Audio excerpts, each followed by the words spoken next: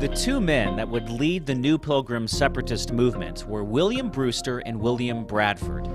William Brewster was a preacher who came from Scrooby in North Nottinghamshire. In about 1602, his neighbors began to assemble for worship at his home, the Scrooby Manor House, and in 1606 he joined them in organizing the Separatist Church of Scrooby.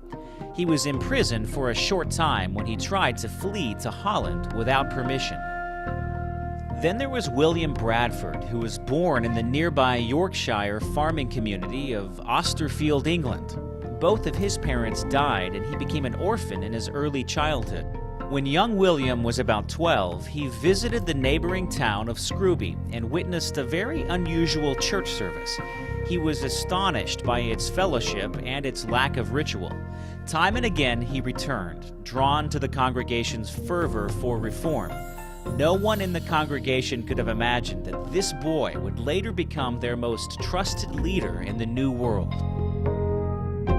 By the age of 17, William Bradford was a fully committed member of the Scrooby Home Church, and he shared the radical idea of separating from the official Church of England.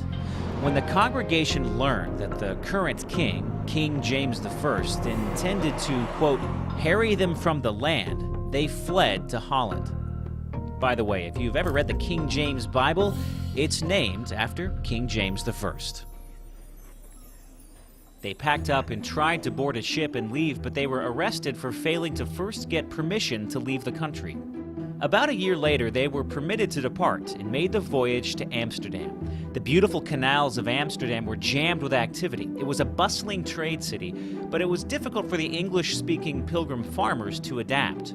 They attended this English-speaking church here in Amsterdam, along with other English separatists, a church that still holds English-speaking services some 400 years later. But it soon became clear their view on how to worship God differed from the others, and life in the big city held no allure.